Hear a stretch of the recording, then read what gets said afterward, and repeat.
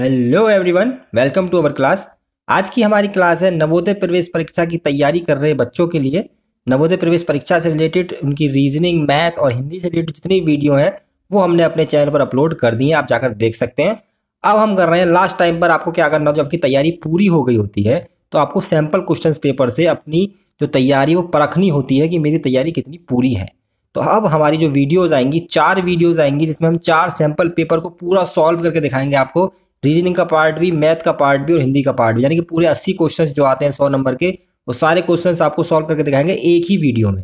ये उस टॉपिक की पहली वीडियो है उस सीरीज़ की, और ये वीडियो आप जरूर देखें लास्ट तक, और चैनल सब्सक्राइब कर लें, वीडियो को लाइक और शेयर कर दें। इसी सीरीज़ की 4 वीडियोज़ अभी हमारी और आएंगी। हम पूरी कंप्लीट पेपर को सॉल्व करके आपको दिखाएंगे। आपको 4 सैम्पल पेपर हम देंगे, आपकी प्रैक्टिस बहुत अच्छे से होगी, और जितने ज़्यादा सैम्पल पेपर आप सॉल्व करेंगे उतना ही आप इस परीक्षा में अच्छे तरीके से कर पाएंगे। ठीक है, तो आज की वीडियो को शुरू करते हैं। पेपर में जो सबसे पहला पार्ट आता है वो आता है हमारा रीजनिंग का, यानी कि मानसिक योग्यता का। ठीक है, ये जो पार्ट है इसमें 40 क्वेश्चंस आते हैं 50 नंबर के, यानी कि ये सबसे इंपॉर्टेंट पार्ट है इस परीक्षा का। सबसे ज़्यादा प्रश्न आते हैं, जिसमें 40 क्वेश्चन, 20 क्वेश्चन मैथ के आते हैं और 20 आते हैं हिंदी के। यानी कि सबसे ज़्यादा क्वेश्चन अगर कोई आते हैं तो वो आते हैं रीजनिंग के, यानी कि इसी मानसिक योग्यता के। तो सबसे पहले हम इस 40 क्वेश्चनों को ही सॉल्व करते हैं, उसके बाद मैथ करेंगे, उसके बाद हिंदी। इसी सीरीज में हमारा पेपर होता है, इस सीरीज में हम पेपर को हल करेंगे, एक ही वीडियो में पूरा पेपर हल करेंगे। पहला प्रश्न है इसमें हमारा, प्रत्येक प्रश्न में 4 आकृतियां ABCD दर्शाई गई हैं। इन 4 आकृतियों में से 3 आकृतियां किसी विधि से एक समान है, जबकि एक आकृति अन्य से भिन्न है। भिन्न आकृति का हमें चयन करना है।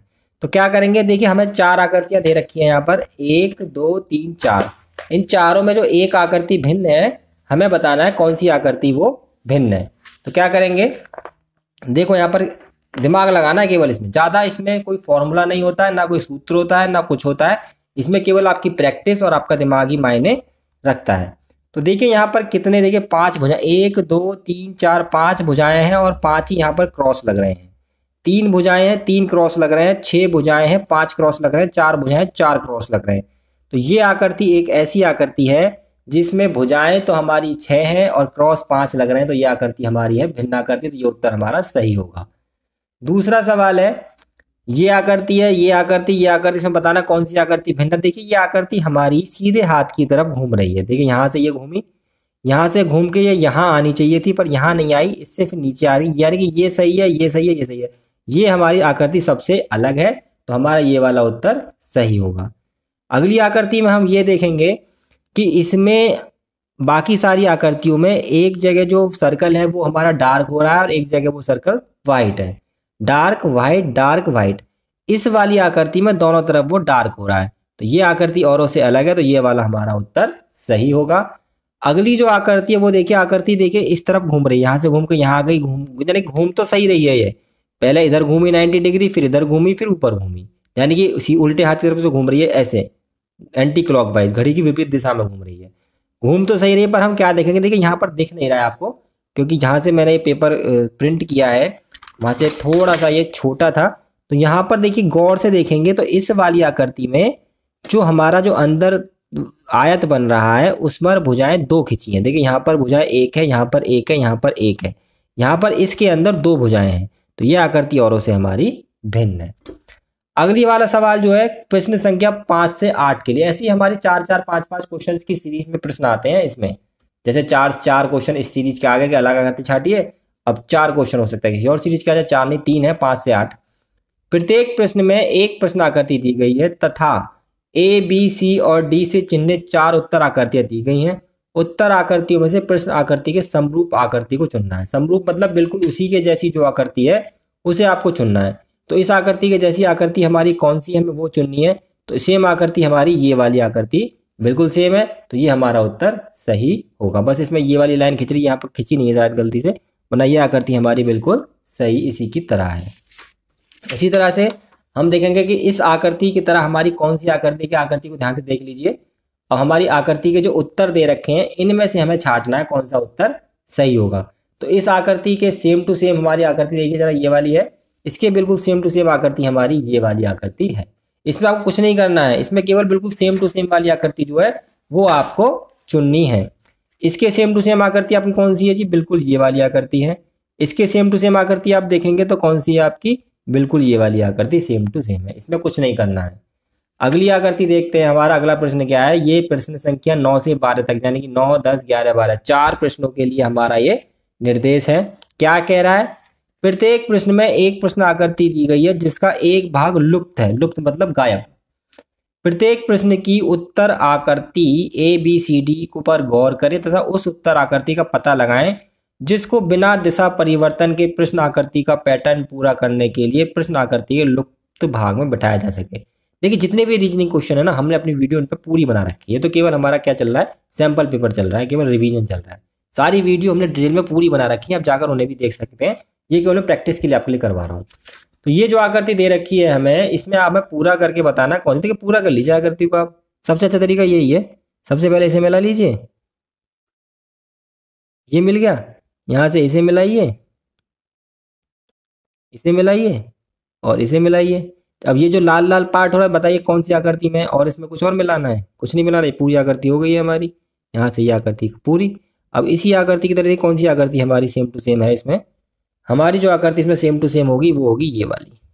ये आकृति देखिए, ये वाली लाइन जो खींची है वो ये हो गई, ये लाइन जो खींची है वो ये हो गई, ये वाली लाइन यहाँ से और खींचनी है, और ये वाली आकृति ये हो गई। तो कौन सी आकृति हमारी मिल रही है इससे, बी वाली।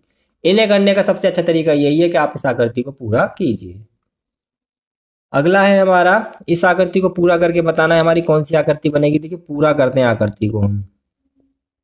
पूरा करने के लिए क्या करेंगे, देखिए यहाँ खींचेंगे, यहाँ फिर इसमें ऐसे बन रहा है और फिर ऐसे मिला देंगे, और उसके बाद ये हमारी यहाँ से लेके और यहाँ तक इस तरीके से बन रहा है। अब देखिए इसमें से कौन सी आकृति बिल्कुल सेम टू सेम इसे मैच कर रही है। इसमें हमारी बी वाली आकृति जो है बिल्कुल सेम टू सेम इसे मैच कर रही है, तो ये वाला उत्तर हमारा सही होगा। अब देखते हैं अगला वाला हमारा, अगला वाले में हमारी कौन से उत्तर सही होगा। इस आकृति को देखो और यहाँ बताओ क्या आकृति आएगी। तो पूरा करने के लिए देखिए यहाँ पर 1 और उसके अंदर बिंदी, यहाँ पर 2 है उसके अंदर बिंदी, तो यहाँ पर भी क्या होगा, 2 होगा और उसके अंदर बिंदी होगी। ये वाला आकृति हमारी इसकी ठीक है। 12वां प्रश्न है, इसमें बताना हमारी कौन सी आकृति सही होगी। तो ये हमारा आकृति पूरा करने के लिए हम क्या करेंगे, यहाँ पर एक तो इसे मिलाएंगे पीछे, और एक ये आकृति भी हमें मिलानी पड़ेगी जब ये पूरी होगी। तो हमारी कौन सी आकृति इसमें सही है, इसमें हमारा सी वाला आंसर सही है।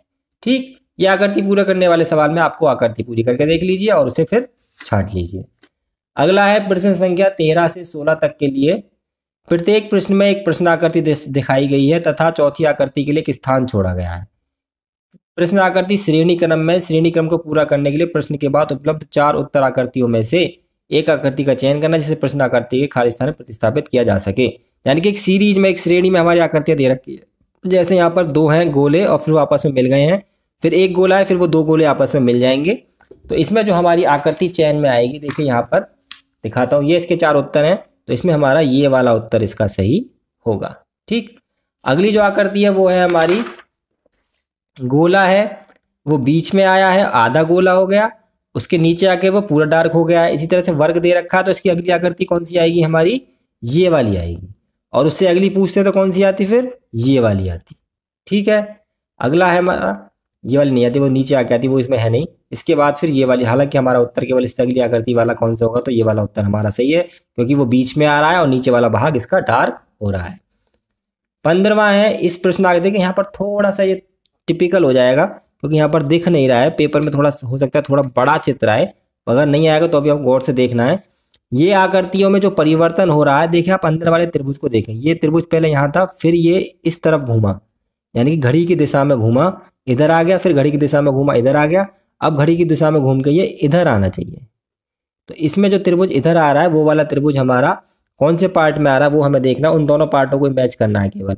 तो इस वाले पार्ट में और इस वाले पार्ट में त्रिभुज इधर आ रहा है, बाकी आकृतियों को मैच करेंगे तो हमारी जो आकृति बाकी मैच हो रही है इससे, वो वाली केवल ये वाली आकृति मैच हो रही है, बाकी ये वाली आकृति मैच नहीं हो रही है बिल्कुल। बाकी आकृति को देखेंगे तो ये वाला आंसर हमारा सही है।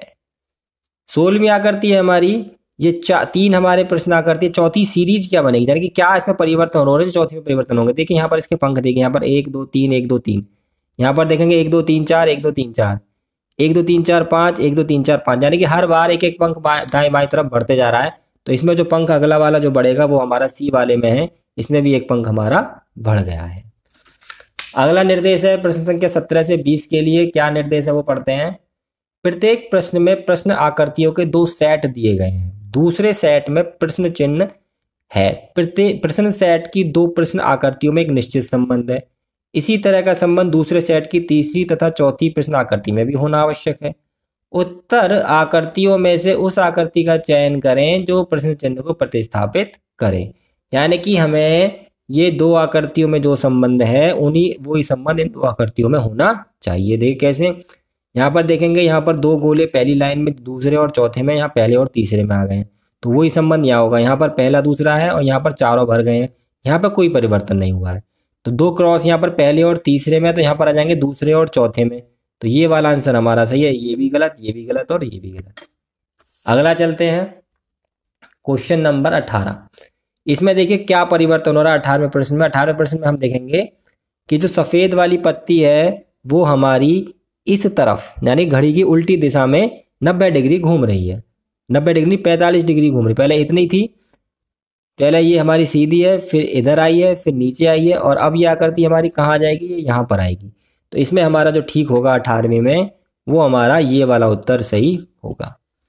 19वें की तरफ चलते हैं।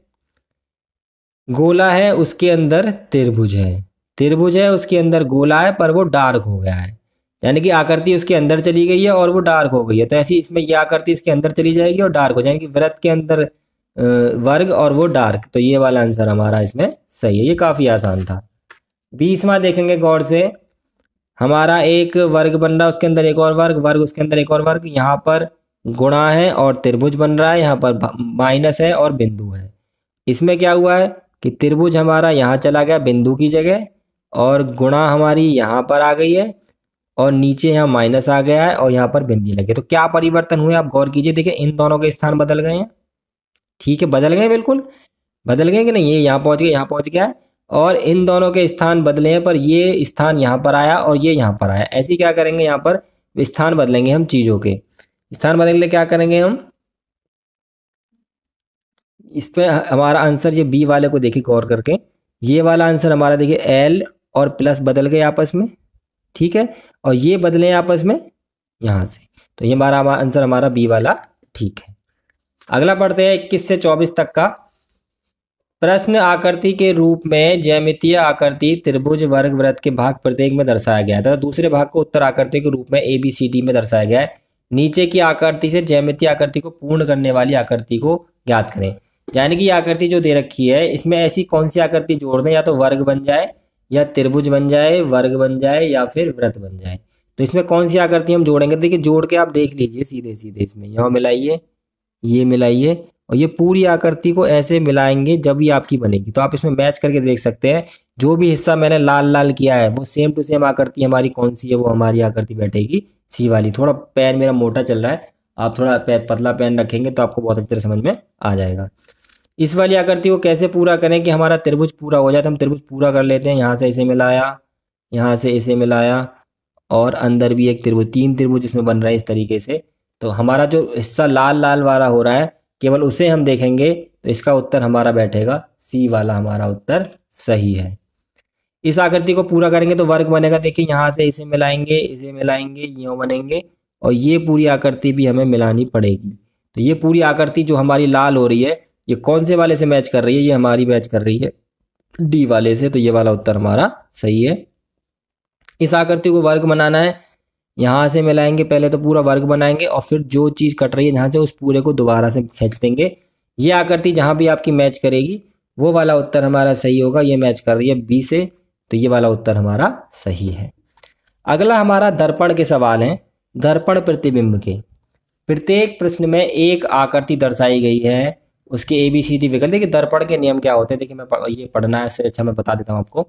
दर्पण का नियम ये होता है, दर्पण के सवाल जरूर आते हैं, दर्पण प्रतिबिंब और जल प्रतिबिंब। दर्पण प्रतिबिंब में क्या होता है, जो चीज़ दाईं तरफ होती है वो बाईं तरफ हो जाती है, बाईं वाली दाईं तरफ। और जल प्रतिबिंब में क्या होता है कि ऊपर की चीज़ नीचे हो जाती है और नीचे की चीज़ ऊपर हो जाती है। यही इसमें केवल अंतर है। तो दर्पण प्रतिबिंब का सवाल है, तो देखिए यहाँ पर ये जो हमारा दाएं हाथ की तरफ है ये बाएं हाथ की तरफ आ जाएगा, और ये जो चीज़ हमारी उल्टे हाथ की तरफ है ये सीधे हाथ की तरफ आ जाएगी। तो हमारा इसमें बी वाला उत्तर सही हो जाएगा। इसमें दर्पण नीचे लग रहा है, अगर दर्पण नीचे लग रहा है समझ लो वो जल वाले नियम को फॉलो करेगा। जल वाला नियम क्या होता है, ऊपर का नीचे, नीचे का ऊपर। तो ऊपर जो चीजें है वो नीचे आ जाएंगी और नीचे वाली चीजें हमारी ऊपर पहुंच जाएंगी। तो इसमें हमारा कौन सा विकल्प सही है, इसमें हमारा 26वें का सी वाला विकल्प जो है बिल्कुल सही है। सवाल काफी आसान है, इसे आप गौर से करें। कुछ सवाल इसमें हो सकता है टेढ़े हैं, सारे सवाल तो खैर पेपर में आसान नहीं आ सकते हैं, कुछ सवाल टफ होते हैं और टफ सवालों को जो कर देता है वही इस परीक्षा को पास कर पाता है। 27वां सवाल, नीचे दर्पण लग रहा है मतलब जल का नियम फॉलो होगा, मतलब जो ऊपर है चीजें वो नीचे आ जाएंगी और नीचे वाली चीजें ऊपर चली जाएंगी।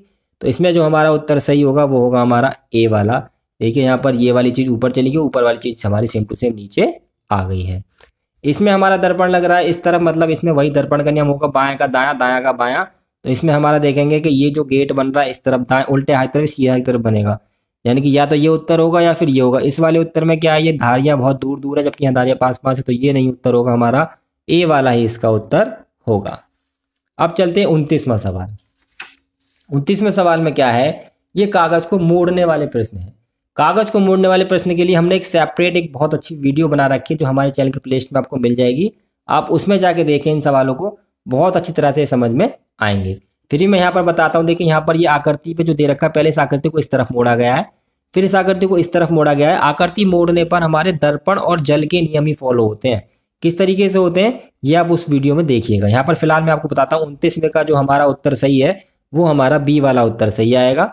30वें का जो उत्तर सही आएगा वो भी बी वाला आएगा। 31वें का जो उत्तर सही आएगा वो ए वाला है और 32वें का जो उत्तर सही आएगा वो बी वाला है। आप इसकी जो वीडियो है वो हमारे इस चैनल की प्लेलिस्ट में देखें ताकि पांचों सवाल आपको और अच्छी तरह समझ में आ जाएं। हम आगे के सवाल पर चलते हैं। प्रश्न संख्या 33 से 36 तक। प्रत्येक प्रश्न में एक प्रश्न आकृति दी गई है तथा ABCD से चिन्हित 4 उत्तर आकृति दी गई हैं। उत्तर आकृति से आकृति का चयन करें जिसे प्रश्न आकृति में उपलब्ध कट आउट से बनाया जा सकता है। यानी कि ये जो आकृतियां 3 है ये इनमें से कौन सी आकृति में होंगी। सबसे पहले तो प्रश्न को ही समझना है आपको कि प्रश्न कहना क्या चाह रहा है। ये 3 आकृतियां इनमें से कौन सी आकृति में हमारी मिल जाएगी, हमें ये देखना है। तो हम मिला के देखेंगे। देखिए ये वाली आकृति यहाँ पर ये रही जो ये दे रखी है, बाकी ये वाली आकृति देखिए यहाँ पर ये रही और छोटी वाली आकृति हमारी यहाँ पर ये रही। तो इस वाली आकृति से हमारा ये मैच कर रहा है। 34वां सवाल है, ऐसी बताना ये कौन सी आकृति से मैच कर रहा है। तो देखिए हम गौर से देखेंगे तो यहाँ पर ये जो आकृति है वो हमारी यहाँ पर मिल जाएगी। ये त्रिभुज हमारा देखिए यहाँ मिल गया, ये वाली आकृति हमारी यहाँ मिल जाएगी और ये जो हमारी आकृति है यहाँ मिल जाएगी। यह सारी आकृति हमारी इस वाली आकृति में मिल रही हैं, तो ये आकृति हमारा उत्तर होगा इसका डी वाला। आगे चलते हैं हम 35वां सवाल। इसी बताइए ये वाली आकृतियां इसमें कहाँ कहाँ मिल रही हैं। 35वें क्वेश्चन में हमारी ये वाली आकृतियां मिल रही हैं हमारी। देखिए ये त्रिभुज बन रहा है, ये त्रिभुज यहाँ बन रहा है, उल्टी सीधी कैसे ही मिले मिलनी चाहिए। और ये वाला जो हिस्सा बन रहा है वो यहाँ बन रहा है और बाकी ये जो हिस्सा बन रहा है वो यहाँ पर ये बन रहा है। जब आप मिलाकर देखेंगे इस आकृति को तो ये आकृतियां सारी इसमें सन्निहित हैं, मिल रही हैं, तो ये हमारा उत्तर सही है, बी वाला इसका। 36वें पे देखते हैं ये आकृतियां इसमें कौन कौन से में मिल रही हैं। देखिए यहाँ पर ये जो हिस्सा बन रहा है त्रिभुज का, देखिए वो मुझे लग रहा है यहाँ पर ये बन रहा है, ठीक। दूसरा त्रिभुज यहाँ पर ये बन रहा है, 2 त्रिभुज इसमें बन रहे हैं ये वाले। ये वाला जो एक समलंब चतुर्भुज बन रहा है वो यहाँ पर मुझे ये बनता हुआ दिख रहा है और दूसरा वाला मुझे ये बनता हुआ दिख रहा है। तो ये वाला आंसर हमारा इसका सही होगा। अगला चलते हैं 37वां सवाल। प्रश्न आकृति दे रखी है और इसमें हमें क्या करना है कि उत्तर आकृति में वो चुनना है जो इसके अंदर सम्मिलित है, यानी कि इसमें सम्मिलित पूरी तरह से इसी के अंदर वो है, इससे मिलके नहीं बनी है, इसके अंदर ही सम्मिलित है वो। तो हमारा 37वें में देखेंगे। देखिए थोड़ा सा ये टिपिकल सा हो रहा है, दिख नहीं पा रहा है क्योंकि ये छोटा प्रिंट हुआ है। फिर भी मैं आपको बता दूं इसका उत्तर जो हमारा है वो हमारा डी वाले उत्तर में देखेंगे। देखिए डी वाला उत्तर काफ़ी ये हमारा डीपली वो हो रहा है, दिख नहीं रहा है ढंग से इसमें, पर इसका उत्तर हमारा डी वाला सही है। अगला देख लेते हैं क्या करना है इसमें कि ये आकृति कौन सी आकृति में सन्निहित है। तो आपको दिख रहा होगा गौर से कि ये वाली आकृति हमारी देखिए ये इस आकृति में सन्निहित है, साफ साफ दिख रहा है। तो हमारा उत्तर इसमें सी वाला सही होगा। ये आकृति हमारी कौन सी आकृति में, देखिए यहीं से दिख रहा है, ये आकृति हमारी इस वाली आकृति में दिख रही है साफ साफ, तो हमारा इसमें ए वाला उत्तर सही होगा। और लास्ट प्रश्न है हमारा, ये आकृति हमारी कौन सी आकृति में दिखेगी। तो ये आकृति हमारी यहाँ से ए बी वाली आकृति में दिख रही है, तो ये वाला हमारा उत्तर सही। देखिए गोला बन रहा है पूरा और यहाँ से जाके और यहाँ पर त्रिभुज भी बन रहा है, ये वाला हिस्सा जो है, और ये हिस्सा ऊपर उठ रहा है। तो ये वाला उत्तर हमारा सही होगा। तो ये हमारे 40 प्रश्न हो गए। 40 प्रश्न रीजनिंग के हैं। एक आध प्रश्न हम थोड़ा सा प्रिंट होने में दिक्कत है, उसके लिए माफ़ी चाहते हैं हम। बाकी जो प्रश्न है उनकी आप अच्छी तरह से हमने समझा दिया है, आपका रिवीजन के लिए हम बता रहे हैं। बाकी हमने सेपरेट वीडियो बना रखी है। अब हम करेंगे गणित का पार्ट। गणित की भी सारे चैप्टर्स की वीडियो अलग अलग बना रखी है हमने। साधारण ब्याज की अलग, चाल दूरी की अलग, औसत की अलग, सब चीज़ की अलग अलग वीडियो बना के डाल रखी चैनल पर, उन्हें देख लीजिए। और रिवीजन के लिए फिर यहाँ पर वापस क्लास में लौट कर आ जाइए। चलते हैं गणित के सेक्शन की तरफ। अब आता है हमारा गणित वाला पार्ट, जिसमें आएंगे हमारे 20 क्वेश्चंस जो होंगे 25 नंबर्स के। अब हम इन क्वेश्चंस को सॉल्व करते हैं। अभी हमने रीजनिंग के क्वेश्चन सॉल्व किए थे। पहला सवाल है इसमें जो 41वें नंबर पर है, 26 और 26 शतांक को लिखा जाता है। देखिए 26 और 26 शतांक का मतलब है 26 प्लस 26/100। शतांक मतलब 100 से भाग। अब यहाँ पर जब 2 जीरो लगी हुई तो 0.2 के बाद पीछे से आएगा, तो 26 प्लस 0.26 और दोनों को जोड़ेंगे तो आएगा 26.26। तो इसमें हमारा ये वाला उत्तर सही है। अगला है 3 सही 1/3 में कितने 1/6 हैं। तो जब इसमें पूछा कितने 1/6 हैं तो इसमें इससे भाग कर देंगे, यानी कि 3 सही 1/3 भागित 1/6। 3 3 9 और 1 10/3 हो गया ये। और भाग की जगह गुणा का निशान लगाएंगे और इसे कर देंगे उल्टा, तो ये हो जाएगा 6/1। 3 दूनी 6 कट जाएगा, 10 दूनी 20। तो इसका उत्तर आ जाएगा हमारा 20।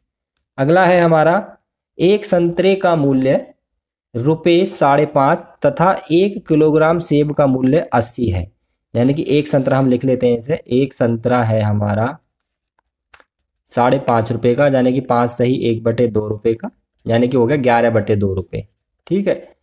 और 1 किलो सेब है हमारे, 1 किलोग्राम सेब है हमारे 80 रुपये के। ये दो चीज़ें हमें दे रखी हैं। संतरा हमारा पर पीस के हिसाब से दे रखा है और सेब के दाम किलो के हिसाब से। अब सवाल पढ़ते दोबारा। तो 1.5 दर्जन संतरे तथा 1 और 3/4 किलोग्राम सेब का मूल्य कितना होगा। तो 1.5 दर्जन संतरे में 1.5 दर्जन में कितने संतरे होंगे। देखिए 1.5 दर्जन का मतलब होता है हमारा 1.5 दर्जन बराबर होगा हमारा 12 और 6, ये होगा 1 दर्जन, ये आधा, यानी कि 18 संतरे होंगे। 18 की गुणा कर देंगे हम इसमें 11/2 में, 2 निम्मा 18 कट जाएगा, ये आ जाएगा 11 निम्मा 99। 99 रुपये के तो आ गए हमारे संतरे, ठीक है। और उसके बाद सेब कितने लिए हैं उसने, 1 और 3/4 उसने लिए हैं हमारे सेब। तो सेब के लिए कितने वैसे देंगे, देखिए 1 सेब प्लस 1 किलो प्लस 3/4 और, तो टोटल हो जाएगा हमारा 4 एकम 4 और 3 7/4 किलोग्राम सेब लिया है। कितने रुपए के, 80 रुपये के हिसाब से 80 गुणा कर देंगे, 40 4 से कटेगा 20, 20 7 140। इन दोनों को जोड़ देंगे, आ जाएगा हमारा ये 239 रुपये। तो हमारा इसमें कौन सा उत्तर सही है, हमारा इसमें ये वाला उत्तर सही है। अगला सवाल है 50 में एक पूर्ण संख्या जोड़ी जाती है और फिर वही संख्या 50 में से घटा दी जाती है। प्राप्त हुई दोनों संख्याओं का जोड़ बताना है। यानी कि 50 में एक संख्या जोड़ेंगे, फिर वही संख्या घटा देंगे और हमें बताना है उन दोनों संख्याओं का जोड़ क्या आएगा। तो इसे कैसे करेंगे, देखिए 50 में मान लीजिए हमने x जोड़ा और 50 में से x घटा दिया, ये पूर्ण संख्या मान ली। आप इसमें 5 ही मान सकते हैं, 10 भी मान सकते हैं, कुछ भी मान सकते हैं। और फिर इन दोनों का क्या निकालना है, हमें जोड़ निकालना है। तो देखिए x से x घट गया, 50 और 50 आ जाएगा 100। पेपर में अभी तक जो सवाल किए हैं हमने, कितने सवाल किए हैं, 1 2 3 और ये 4 सवाल बेहद आसान है।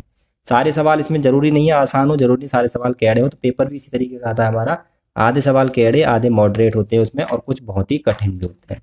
तो जो सभी तरह के प्रश्नों को कर देता है वही इस परीक्षा को पास कर पाता है। अब अगले सवाल की तरफ चलते हैं। अगला सवाल है 210 के धनात्मक गुणनखंडों का योगफल है। तो 210 के सारे गुणनखंड कर लीजिए। तो 210 के जो गुणनखंड होंगे हमारे वो कौन कौन से होंगे, देखिए एक तो 1 होगा, 1 2 से भी कटेगा ये, और 1 कटेगा हमारा ये 3 से, 5 से, 6 से, 7 से, 10 से, 14 से, 15 से, 21 से, 30 से, 35 से, 42 से, 70 से और 105 से और 210 से। गुणनखंड का मतलब होता है इसमें किस किस संख्या से पूरा भाग चला जाएगा।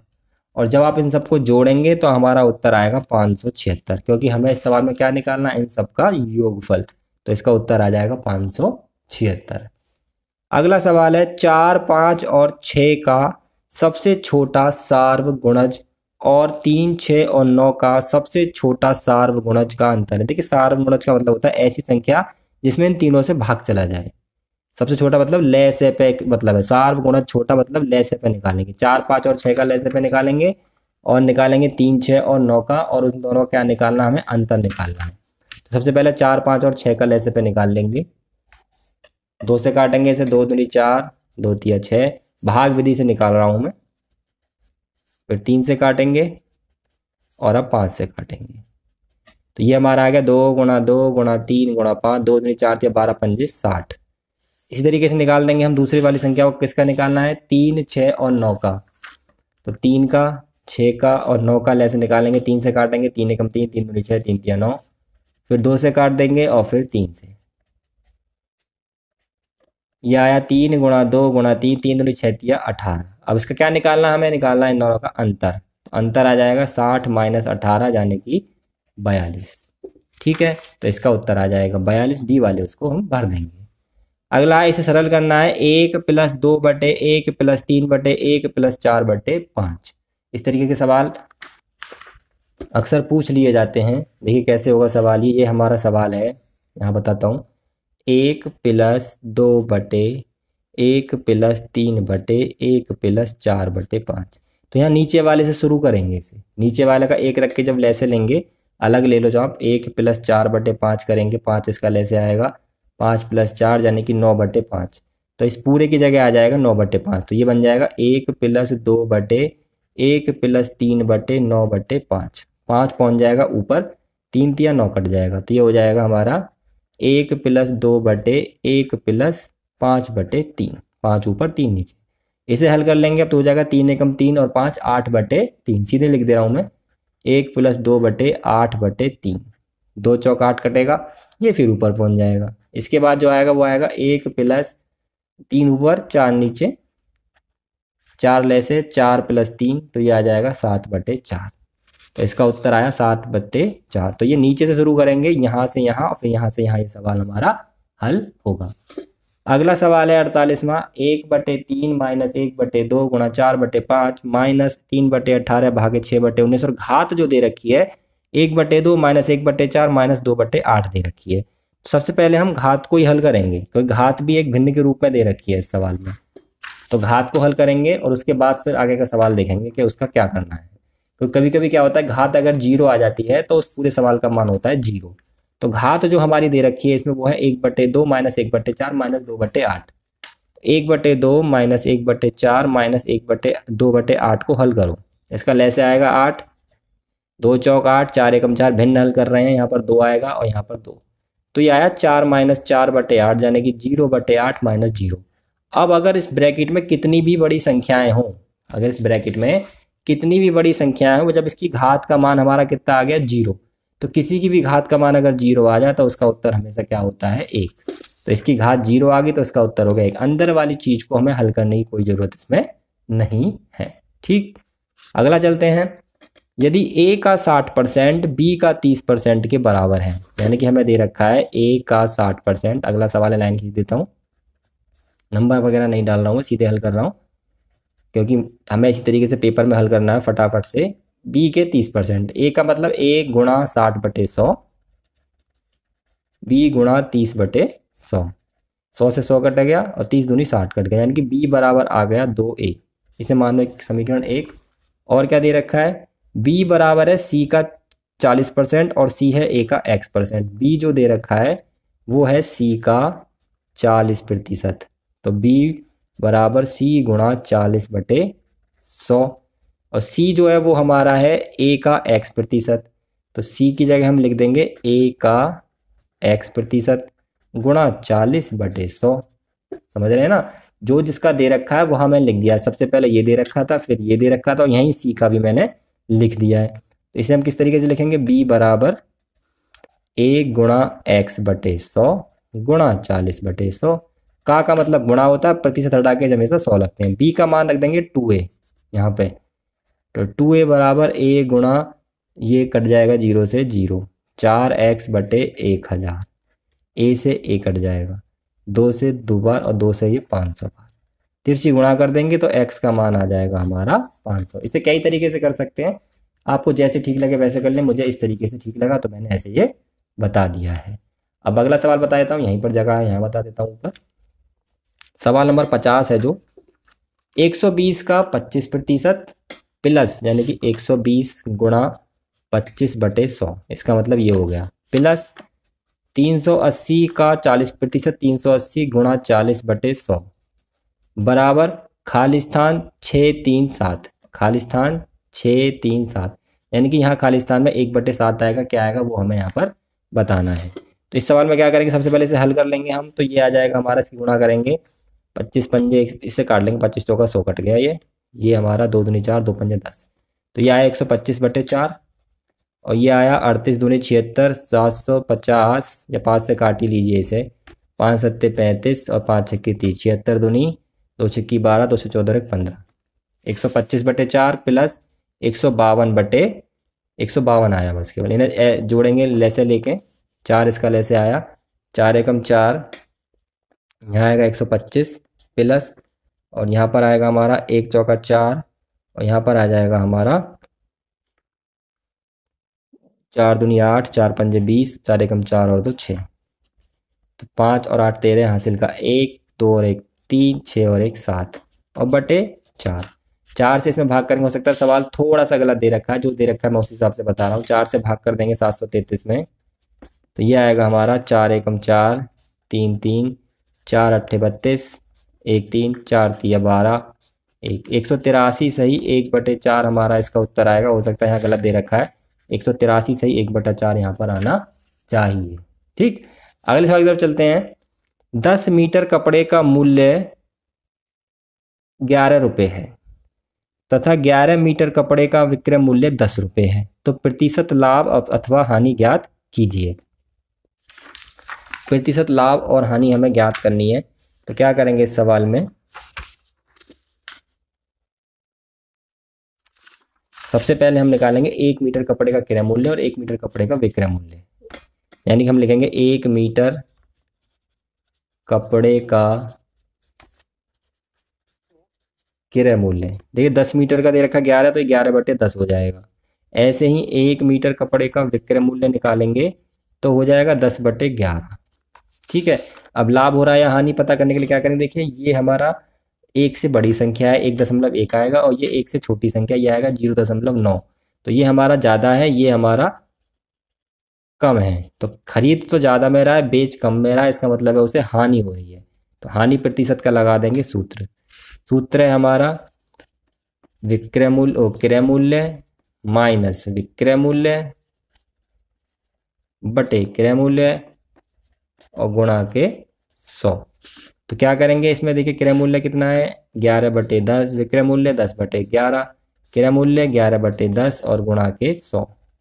ऊपर वाले का लैसे लेंगे, आ जाएगा 10 गुणा 11, यहाँ आएगा 121, यहाँ आएगा 100, और नीचे 11/10, 11 से 11 कटेगा, और इस 0 से ये 0 कटेगी, और नहीं ये तो सबसे ऊपर जाएगी, इसे कटेगी नहीं, यहाँ लेंगे ये 11 से 11 भी नहीं कटेगा, 11 की भी गुणा होगी, गलत हो गया सॉल्व। दोबारा करते हैं, दोबारा से करेंगे, 10 गुणा 11 इसका एलसीएम आएगा, यहाँ आएगा 121, यहाँ आएगा 100, और नीचे होगा 11/10, और ऊपर गुणा में है 100% के लिए, तो ये हमारा आ जाएगा 21/11 गुणा 10, और ये जो है ऊपर पहुँच जाएगा गुणा 10, और 11 आ जाएगा इसके नीचे, और गुणा के 100 हमारा है। 10 से ये 10 कट जाएगा, और कुछ कट नहीं रहा, तो आ जाएगा 2100/121%। इसमें हमारा ये वाला उत्तर इसका सही है। 52वां सवाल हमारा ब्याज का है, इसे पढ़ते हैं। 1600 रुपये का 2 वर्ष 3 माह में साधारण ब्याज 252 है, ब्याज की दर क्या है। तो 2 वर्ष 3 माह जो दे रखा है यही चीज़ अलग दे रखी है, क्योंकि इसे कैसे हल करेंगे, बाकी तो केवल ब्याज का सूत्र लगाना है, यही लगाता हूँ साइड में। देखिए हमें दे रखा है 2 वर्ष 3 माह, इस पूरे के वर्ष बना लेंगे हम, तो हम लिखेंगे इसे 2 वर्ष और प्लस 3/12 महीने हो जाएंगे, 3 चौक 12, तो 2 1/4 यानी कि 9, 4 दूनी 8, 9/4 वर्ष हमारे ये हो गई। ठीक, अब हम क्या निकालेंगे इसमें, सीधे साधारण ब्याज का लगा देंगे सूत्र। सूत्र होता है मूलधन गुणा दर गुणा समय और बटे के 100। साधारण ब्याज हमें कितना दे रखा है सवाल में, 252, तो यहाँ तो लिख देंगे 252। मूलधन कितना है, 1600 रुपये है सवाल में। दर कितनी है हमारी, दर हमें निकालनी है, दर लिख देंगे। समय हमारा निकाल दिया 9/4 और 100 हमारा यहाँ नीचे है। देखो 0 0 कट गई, 4 चौक 16 कट गया, 4 से कट जाएगा ये 63 बार और 9 सत्ते 63। टोटल हमारी दर आ गई 7%। आपको इसी तरीके से काट पीट करनी है, इससे ऊपर नीचे, और यहाँ से अगर बराबर लग रहा है तो ये संख्या सीधे सीधे आप काट सकते हो क्योंकि ये इसके बटे में यहाँ पर आती हैं। अगला सवाल करते हैं। सवाल क्या है, ढंग से पढ़ते हैं, सवाल थोड़ा सा अलग है। देखिए मैं आपको सवाल पढ़वाता हूँ जरा जूम करके। दीपा एक डाकघर में पत्र और पार्सल डाक से भेजने के लिए जाती है। डाक की दरें इस प्रकार चित्रित की गई हैं। डाक की जो दरें हैं वो कुछ इस जाने की दर मतलब जो पैसा लगेगा उस पर इस प्रकार लगेगा। पत्र पर जो पैसा लगेगा भार के हिसाब से लगता है। तो पत्र का भार अगर 20 ग्राम या उससे कम है तो आपको 5 रुपये देने पड़ेंगे, और उसके ऊपर 20-20 ग्राम भरता जाएगा तो हर एक पर 20 रुपये लगेंगे, हर 20 ग्राम पर। यानी कि 5 रुपये तो लगने ही है, उसके बाद 20 ग्राम से ज़्यादा भरता जाएगा तो 2-2 रुपये लगने हैं। 50 ग्राम पार्सल का जो है 50 ग्राम या उससे कम है तो 5 रुपये लगेंगे, उसके बाद हर एक 50 ग्राम के लिए 3 रुपये लगेंगे। दीपा 2 पार्सल लेके जाती है 250 ग्राम का और 300 ग्राम का, और 2 पत्र लेके जाती है 20 ग्राम के और 35 ग्राम के। उन्हें भेजना चाहती है, उसे कितना डाक शुल्क देना होगा। तो देखिए सबसे पहले हम निकाल लेंगे पत्र के लिए। किसके लिए निकालेंगे, सवाल पढ़ लिया है आपने, मैं थोड़ा सा नीचे कर देता हूँ। पत्र के लिए निकालेंगे। तो पत्र कितने ग्राम के लिए है जी, उसने पत्र है उसके पास, एक है 20 ग्राम का, अब देखें यहाँ पर, और एक है 35 ग्राम का। कितना पैसा लग रहा है, 20 ग्राम के पत्र पर लग रहा है 5 रुपये, और 35 ग्राम में 5 रुपये तो लगेंगे 20 ग्राम तक, उसके ऊपर फिर जितना भी जाएगा उसमें फिर 2 रुपये और लगेगा। तो 5 और 2 7 और 5 12 रुपये तो लग गए पत्र के लिए। ठीक है, और अब निकालते हैं पार्सल का। पार्सल कितने ग्राम ग्राम के हैं, पार्सल है जी हमारा एक तो 250 ग्राम का, एक 300 ग्राम का है, यानी कि 250 ग्राम प्लस 300 ग्राम। और कितने रुपए लगेंगे, पार्सल का क्या है, 50 ग्राम तक तो 5 रुपये, उसके पास 3-3 रुपये, यानी कि 50 ग्राम तक तो 5 रुपये। 50 ग्राम के बाद कितने ग्राम बचे, 200 ग्राम बचे, उसके लिए 3 चौका 12 रुपये उसके हो गए, क्योंकि 200 ग्राम के 50 ग्राम के 3 रुपये, फिर 50 ग्राम के 3 रुपये, फिर 50 ग्राम के 3 रुपये, फिर 50 ग्राम के 3 रुपये, ये 12 रुपये हो गए। प्लस 300 ग्राम में भी सेम ऐसे ही होगा, 5 रुपये पहले लगेंगे, उसके बाद इसमें हो जाएंगे 15 रुपये, क्योंकि यहाँ पर एक 50 ग्राम और बढ़ जाएगा, क्योंकि 250 पंजे 250 अलग होगा, 50 अलग होगा और 250 ग्राम अलग होगा। ठीक है, 50 का तो 5 फिक्स है और 250 का 15 ये हो जाएगा, क्योंकि 50 का है 5। ठीक है, 3 5 नहीं 3। तो अब ये टोटल हो गया 12 5 17 और 20 37 रुपये ये हुए और 12 रुपये ये हुए, तो टोटल उसे पैसे देने पड़े हमें 49 रुपये। तो देखिए कितना अच्छा सवाल है, थोड़ा सा दिमाग लगाना है और आप इसे आसानी से कर लेंगे। अगला सवाल है, एक बीकर के 3/7 भाग में पानी है। बीकर को ऊपर तक पानी से भरने के लिए 16 लीटर पानी की आवश्यकता है। बीकर की धारिता क्या है, यानी कि 3/7 भाग तो उसका पानी से पहले से ही भरा हुआ है, यानी कि 3/7 भाग तो उसका है हमारा भरा। तो खाली भाग कितना हुआ, खाली भाग होगा उसका, एक में से घटा देंगे, टोटल भाग हमेशा एक होता है, तो खाली भाग हो जाएगा 4/7। ठीक है, अब ये खाली भाग को भरने के लिए 16 लीटर पानी चाहिए, तो हमने मान लिया x गुणा 4/7, कुल धारिता मान ली हमने x, इसका 4/7 भाग अगर हम भर दें तो हमें 16 लीटर पानी चाहिए। इसे हल कर लेंगे, x का मान आएगा वही उत्तर है। इस चीज़ को ध्यान से देखिएगा आप, खाली भाग उसे भरने के लिए 16 लीटर पानी चाहिए, ये केवल एक भिन्नात्मक रूप है किसी भी चीज़ का। धारिता x मानेंगे तो x का 4/7 जो है वो 100 लीटर पानी से भरा जाएगा, टोटल धारिता का 7 ऊपर जाएगा, 4 चौक 16 काट दीजिए, 7 चौक 28, x बराबर 28 लीटर, यानी कि ये हमारी उसकी कुल धारिता होगी। अब अगला सवाल चलते हैं, ये हमारा आयत से संबंधित है। 55वां सवाल, यानी कि हमने 14 सवाल कर लिए हैं, 15वें सवाल पर है। किसी आयत की लंबाई उसकी चौड़ाई की 3 गुनी है। ठीक है, यदि हम चौड़ाई मान लें उसकी x तो लंबाई हो जाएगी 3x। ठीक, इसकी चौड़ाई एक वर्ग की भुजा की आधी है जिसका परिमाप 72 है। यहाँ से दिमाग लगाएंगे, देखिए वर्ग का परिमाप कितना दे रखा है, वर्ग का परिमाप दे रखा है हमें 72। तो वर्ग की भुजा कितनी होती है? वर्ग की भुजा होती है हमारी 4 गुणा भुजा। वर्ग का परिमाप होता है 4 गुणा भुजा। ये दे रखा है 72। 4 से काट देंगे 18 बार, तो वर्ग की भुजा कितनी आ जाएगी? हमारी भुजा आ जाएगी इसकी 18 सेंटीमीटर। और ये क्या कह रहा है कि वर्ग की भुजा की आधी है इसकी चौड़ाई, तो चौड़ाई कितनी आ जाएगी? इसकी आधी जाने की 9 आ गई। तो लंबाई कितनी आ गई? 3 गुणा 9 जाने की 27। तो वर्ग की भुजा पता चल गई, आयत की लंबाई पता चल गई, चौड़ाई पता चल गई। अब क्या निकालना है? इनका क्षेत्रफलों के तुलना करनी, क्षेत्रफल और परिमाप को दिखाना क्या होगा। तो क्षेत्रफल निकाल दो आयत का, लंबाई गुणा चौड़ाई, 9 गुणा 27, 9 सत्ते 63 और 9 दूनी 18 और 6 24। और ये तो आयत का हो गया। वर्ग का क्षेत्रफल निकालेंगे, वर्ग का क्षेत्रफल भुजा गुणा भुजा यानी कि 18 गुणा 18, ये आ जाएगा 324। ये वर्ग का हो गया। अब परिमाप भी निकाल देते हैं। आयत का परिमाप हम निकालेंगे, सूत्र है इसका 2 लंबाई प्लस चौड़ाई। तो 2 ब्रैकेट में लंबाई कितनी है हमारी? 27, चौड़ाई है 9, 35 दूनी 70 मीटर। और इसका परिमाप हमें दे रखा है कितना? 72। ये हमारा आयत है, ये हमारा वर्ग है। तो जो चीज़ें हमें अब दे रखे हैं विकल्पों में से छांटनी है। क्या दे रखा है? आयत का क्षेत्रफल वर्ग के क्षेत्रफल से अधिक है। आयत का क्षेत्रफल देखिए ये रहा, वर्ग के क्षेत्रफल से अधिक है जी नहीं। आयत का क्षेत्रफल वर्ग के क्षेत्रफल से कम है। आयत और वर्ग दोनों के परिमाप बराबर हैं जी नहीं, ये भी गलत है, ये भी गलत है। सही बताना कौन सा? आयत का परिमाप वर्ग के परिमाप से कम है, आयत का परिमाप वर्ग के परिमाप से कम है, हाँ जी ये वाला हमारा सही उत्तर है। वर्ग और आयत दोनों के क्षेत्रफल बराबर हैं जी नहीं, ये भी हमारा गलत है। सही उत्तर हमें इसमें से छांटना था। अगला सवाल देखते हैं, वो घन घनाभ पर आधारित है। एक घनाभ के आकार का बक्सा है, 13 सेंटीमीटर लंबा है, 11 सेंटीमीटर चौड़ा है, 9 सेंटीमीटर ऊंचा है। एक घनाकार बक्सा है जिसकी भुजाएं 12 है। तनु कोई लड़की है जो इन बक्सों में 1 सेंटीमीटर भुजा वाले 3060 घन पैक करना चाहती है। उन घनों की संख्या जो इनमें पैक नहीं हो पाएंगे वो क्या होंगे? तो जब पैक करने किसी चीज़ में रखने हैं, घन के अंदर घन रखना है, घनाभ के अंदर घन रखना है, तो उनका आयतन निकालना पड़ेगा तीनों का, घनाभ का, एक इस घन का और एक वो घन जो रखना है। और 3060 घन है तो उसमें 3060 की गुणा करनी पड़ेगी। तो सबसे पहले घनाभ का निकालेंगे। किसका निकालेंगे? घनाभ का आयतन। घनाभ का आयतन क्या होता है? घनाभ का आयतन होता है हमारा लंबाई गुणा चौड़ाई गुणा ऊंचाई। तो ये हमें दे रखा है 13 गुणा 11 गुणा 9। गुणा कर देंगे 13 11 9 की, तो ये हमारा आ जाएगा 1287 सेंटीमीटर की घात 3। एक घन दे रखा है जिसकी भुजा 12 है, तो उसका आयतन निकाल देंगे। घन का आयतन 12 गुणा 12 गुणा 12, ये आ गया 1728। तो कुल जो क्षेत्रफल हमें, कुल आयतन जो हमारे पास रखने के लिए है दोनों में मिला के, वो इतना तो घनाभ का है, इतना घन का है, यानी कि टोटल 3015 हम रख सकते हैं।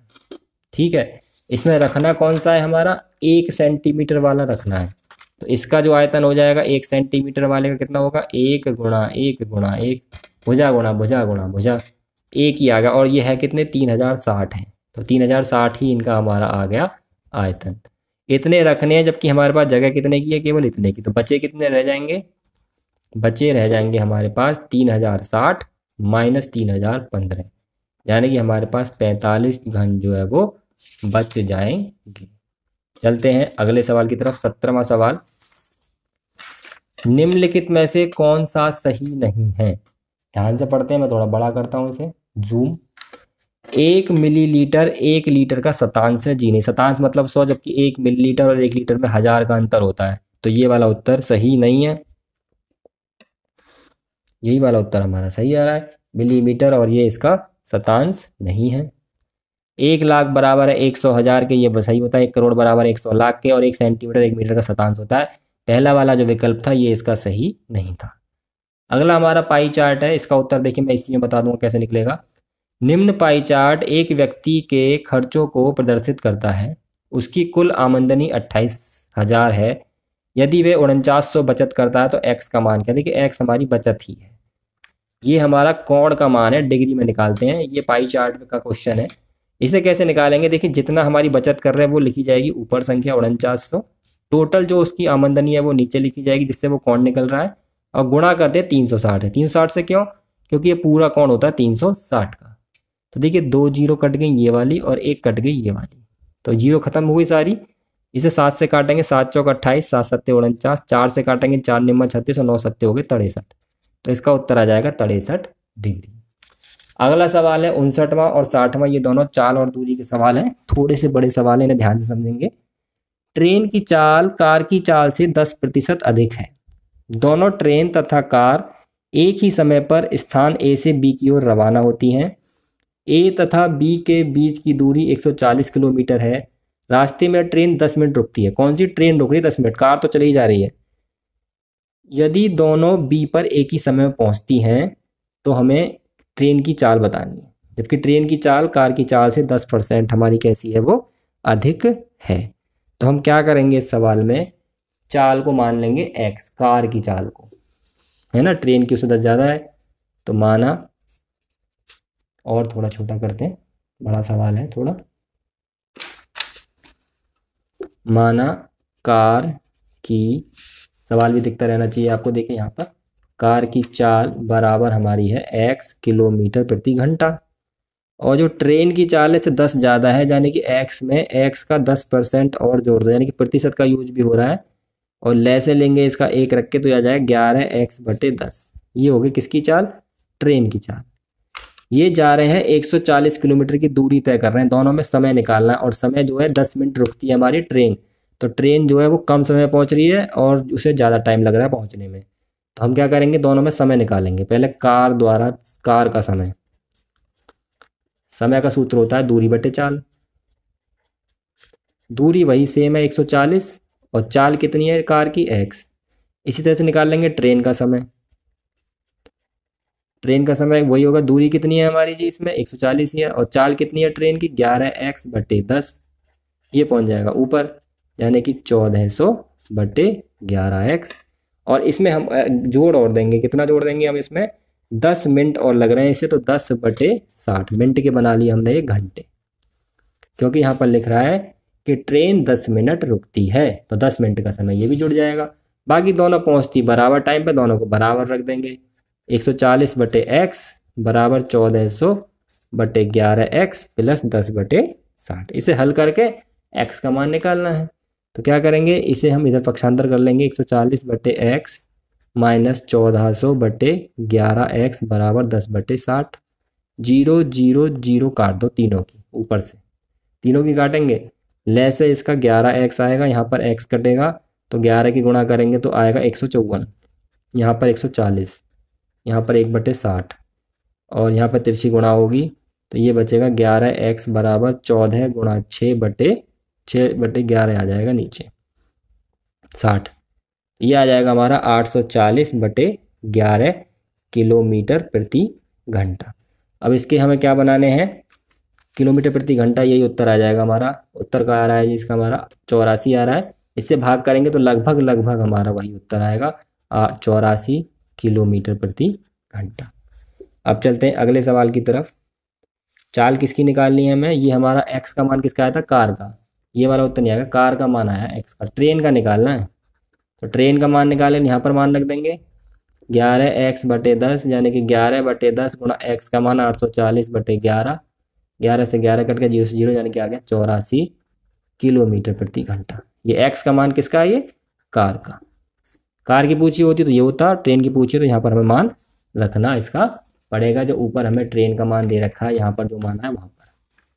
अगला सवाल है, इसे पढ़ लेते हैं, लास्ट सवाल है। 2 ट्रेनें स्थान P तथा Q से Q तथा P की ओर रवाना होती हैं। ये 2 ट्रेनें स्थान P तथा Q से Q तथा P की ओर रवाना होती हैं। ट्रेनों की गति है कितनी? 25 और 30। जब ये दोनों ट्रेनें पहली बार मिलती हैं तो Q से आने वाली ट्रेन 10 किलोमीटर ज़्यादा दूरी तय कर चुकी होती है। क्यों? क्योंकि उसकी चाल ज़्यादा है, इसकी 25 है, इसकी 30 है। इसका मतलब क्या है? देखिए, इसको ट्रिक से सॉल्व करेंगे हम, पूरा मेथड से सॉल्व करेंगे तो बहुत टाइम लगेगा, कुछ क्वेश्चन को ट्रिक से भी करना पड़ता है। एक की चाल जो है वो दे रखी है 25, और दूसरी की चाल जो दे रखी है वो दे रखी है 30। ठीक है, दोनों में अंतर कितना है? 1 घंटे में दोनों में अंतर आता है हमारा 5 किलोमीटर का।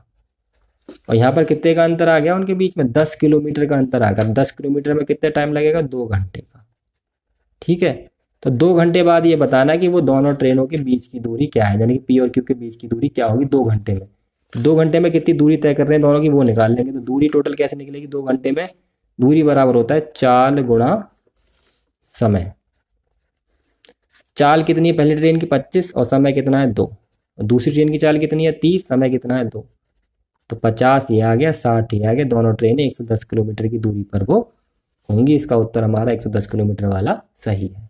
तो ये हमारे गणित के 20 क्वेश्चन। लेकिन आगे के जो क्वेश्चन है ये थोड़े से टिपिकल है, शुरू के क्वेश्चन है वो थोड़े आसान है। इसी तरह का हमारा पेपर भी सेट होता है, कुछ क्वेश्चन आसान और कुछ क्वेश्चन कठिन। अब हम चलते हैं हिंदी वाले पार्ट की तरफ, इसमें हमारे 4 गद्यांश दिए हुए हैं। अब अगला पार्ट है हमारा इसमें हिंदी का। इस पेपर में हिंदी के हमारे 4 गद्यांश आते हैं, प्रत्येक गद्यांश में 5 क्वेश्चन होते हैं। देखिए यहाँ पर देखिए, एक गद्यांश 1, गद्यांश 2, गद्यांश 3 और गद्यांश 4। हर एक गद्यांश में यहाँ पर 5-5 प्रश्न हैं, यानी कि टोटल 20 प्रश्न आएंगे और ये 25 नंबर के होंगे। तो हम इस पार्ट में इन चारों गद्यांशों को सीखेंगे, इनके उत्तर देना कैसे देते हैं। सबसे पहले गद्यांश 1 को पढ़ते हैं। राजकुमार ऋतुध्वज ने अब मदालसा से विवाह कर लिया, तब इस बात का समाचार सुनकर पाताल केतु अपने अनुयायी दानवों के साथ क्रोध से भरा वहां पहुंचा। असुरों ने राजकुमार पर अस्त्र शस्त्रों की वर्षा प्रारंभ कर दी, लेकिन हंसते हुए राजकुमार ने अपने अस्त्र शस्त्र अपने बाणों से काट डाले। स्वास्त्र नाम के दिव्यास्त्र का प्रयोग करके राजकुमार ने सभी दानवों को एक क्षण में नाश कर दिया। जैसे महर्षि कपिल की क्रोधाग्नि से संगर के 60,000 पुत्र भस्म हो गए थे, वैसे ही उस दिव्यास्त्र की ज्वाला में दानव भस्म हो गए। फिर राजकुमार ऋतुध्वज पत्नी के साथ अश्व पर चढ़कर पाताल से ऊपर आ गए। अपने विजयी पुत्र को लौट आया देखकर उनके पिता को बड़ा हर्ष हुआ। ये हमारा गद्यांश 1 है। सबसे पहले गद्यांश को ध्यानपूर्वक पढ़ा है, अब इसके उत्तर देखिए छांटेंगे इसी में से। ऋतुध्वज की पत्नी का नाम क्या था, तो यहाँ पर देखिए पहली लाइन में उत्तर, ऋतुध्वज का विवाह किससे हुआ था, मदालसा से, तो इसका उत्तर आ जाएगा मदालसा। असुरों ने जब राजकुमार पर अस्त्र शस्त्रों की वर्षा प्रारंभ कर दी, तो राजकुमार ने अपने बाणों से सारे अस्त्र शस्त्र कैसे काट डाले, तो देखिए यहाँ पर इसका उत्तर मिलेगा हंसते हुए। हंसते हुए राजकुमार ने अपने अस्त्र शस्त्र अपने बाणों से काट डाले। संगर के पुत्र थे 100, 1000, 60,000, 60 करोड़। इसका उत्तर यहाँ मिलेगा, देखिए 60,000 पुत्र भस्म हो गए थे महर्षि कपिल को क्रोधाग्नि से, संगर के 60,000 पुत्र, तो इसका उत्तर होगा 60,000। काफ़ी आसान होते हैं ये वाले प्रश्न। कौन सा शब्द दानव का विपरीतार्थक है, विपरीतार्थक का मतलब होता है विलोम शब्द, तो दानव का मतलब होता है राक्षस, तो इसका विलोम शब्द होगा हमारा देवता, क्योंकि ये सारे इसके पर्यायवाची हैं। उत्तर होगा इसका देवता। अगला है नाश करने का अनुच्छेद में क्या अर्थ है। देखिए नाश करने का मतलब है मार डालना, तो इसका मतलब होता है मार डालना। ये हमारे 5 प्रश्न इस अनुच्छेद में से हैं। अब हमारा दूसरा गद्यांश है और फिर उसमें से भी 5 प्रश्न है, इस गद्यांश को पढ़ते हैं। भारत में अतिथि सत्कार की एक अद्भुत और गौरवमयी परंपरा रही है। इतिहास साक्षी रहा है कि अतिथि प्राण से भी प्यारे होते हैं। साधु न भूखा जाए यहाँ का गृह सत्कार मंत्र रहा है। गृह स्वामिनी द्वार पर आए अतिथि को अपना पेट काट कर भी खिलाती है। उनके हृदय की विशालता और उदारता भारत की धरोहर है। अतिथियों को यहाँ देवता माना गया है। अतिथि देवो भव यहाँ का जीवन मंत्र है। अतिथियों की झूठन के कण गृह स्वामी और गृह स्वामिनी के लिए गंगा के पवित्र जल कण हैं और उनके चरणों की धूलि मस्तिष्क पर धारण करने के पवित्र रजकण हैं। भारत का गांव-गांव, झोपड़ी-झोपड़ी और झोपड़ी में निवास करने वाले जन-जन इस आत्मीय भाव से भरे पूरे हैं। वे इस परंपरा की अवहेलना नहीं करते हैं, भूखे रहकर भी अपनी अतिथि को संतुष्ट करते हैं। भारतीय चरित्र की विशालता और उदारता विश्व में अकेली परंपरा है। ये हमारा दूसरा गद्यांश है। अब देखते हैं इसमें से जो क्वेश्चन दिए हुए हैं। पहला है भारत में खालिस्तान की एक अद्भुत और गौरवमयी परंपरा रही है। इसका उत्तर देखिए बहुत आसान, अतिथि सत्कार। भारत का गृह सत्कार मंत्र रहा, देखिए क्या है ये रहा, साधु न भूखा जाए यहाँ का गृह सत्कार मंत्र है, तो इसका उत्तर है साधु न भूखा जाए। भारत का जीवन मंत्र है अतिथि देवो भव, क्योंकि अतिथियों को यहाँ देवता माना जाता है। अवहेलना शब्द का अर्थ है उपेक्षा करना। अवहेलना मतलब उपेक्षा। उदारता का पर्यायवाची यानी कि उदारता का क्या अर्थ होगा? देखिए उदारता का मतलब होगा यहाँ पर दयालुता।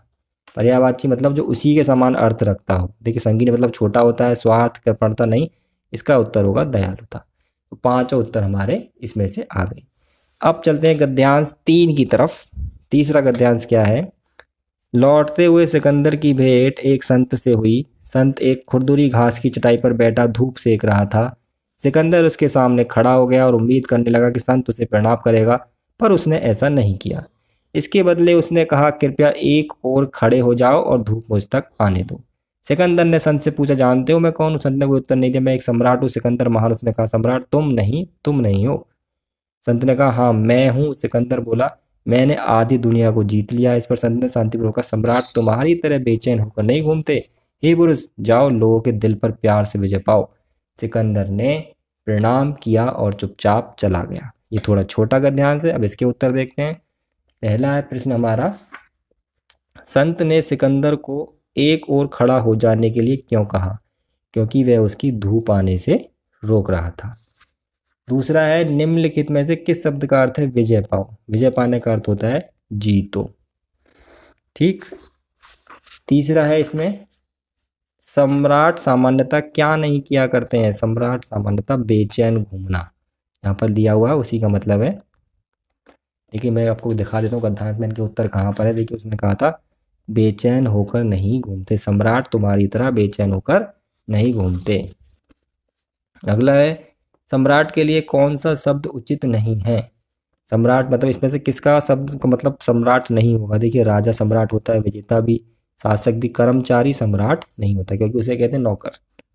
बेचैन शब्द का विलोम शब्द क्या होता है? बेचैन का मतलब होता है, देखिए शांत नहीं होगा, अशांत होगा। अशांत इसका विलोम शब्द होगा। नहीं, अशांत भी नहीं होगा। बेचैन का विलोम शब्द शांति होगा। विलोम शब्द बताना है ना हमें, इसका पर्यायवाची शब्द होता है ये। तो विलोम मतलब इसका उल्टा, बेचैन का उल्टा क्या होता है? शांत। तो ये हमारा इसका उत्तर सही है। अब चलते हैं गद्यांश 4 जो कि लास्ट है इस आज की वीडियो का, और सारे प्रश्न हो जाएंगे हमारे 80 के 80। इस गद्यांश को पढ़ते हैं। नगाधिराज हिमालय भारत का गौरव है। उसकी सभ्यता, संस्कृति और समृद्धि का वह आदि स्रोत है। हिमालय हमारे देश का सतत प्रहरी और संरक्षक रहा है। इसी की कंदराओं में तपस्या करके भगीरथ ने विष्णु और शंकर को प्रसन्न किया और पतित पावनी गंगा को धरती पर उतारा, जिसने अपनी अमृत धारा से आर्यव्रत को सस्य श्यामला बनाया। महर्षि वेदव्या ने इसी के हिममंडित शिखरों के नीचे देवदारू की छाया में भोजपत्रों पर ईश्वरीय वाणी चारों वेदों को दान मानवता को दिया। इसी हिमालय के किरोण में विलसित मानसरोवर के निर्मल जल में विहार करने वाले विवेकी राजहंसों में से विद्या की देवी शारदा ने अपना वाहन चयन किया। यही माँ पार्वती ने कैलाशवासी भगवान शंकर को प्रसन्न करने के लिए घोर तप किया और यहीं उन्होंने प्रण किया, बरो शंभु न तू रहो कुआरी। अब इसके प्रश्नों के उत्तर देखते हैं। थोड़ा सा इसमें कठिन शब्दों का प्रयोग किया गया है। इसका पहला प्रश्न है, हमारे देश का सतत प्रहरी और संरक्षक कौन है जी? इसका बहुत सिंपल उत्तर, हिमालय। 5 प्रश्न में से 3 तो ऐसे आएंगे जिनके काफ़ी सिंपल उत्तर होंगे। 2 प्रश्न ऐसे आएंगे जो थोड़े कठिन हो सकते हैं। किसने हिमालय की कंदराओं में तपस्या करके विष्णु और शंकर को प्रसन्न किया और गंगा को उतारा था? भगीरथ ने। इसका उत्तर भी इसी में ही है। अगला है, माँ पार्वती ने किन्हें प्रसन्न करने के लिए घोर तप किया था? देखिए माँ पार्वती ने कैलाश वासी भगवान शंकर को प्रसन्न करने के लिए, तो इसका उत्तर होगा भगवान शंकर। अगला है, नाग अधिराज का क्या अर्थ है? देखिए नाग अधिराज का अर्थ होता है हमारा पर्वतों का राजा। ठीक। अगला है, मानवता का विपरीतार्थक शब्द। विपरीतार्थक मतलब किस शब्द का उल्टा शब्द होगा? मानवता। तो देखिए मानवता का विपरीतार्थक शब्द होता है हमारा दानवता। तो हमारा इसमें सी वाला विकल्प सही है।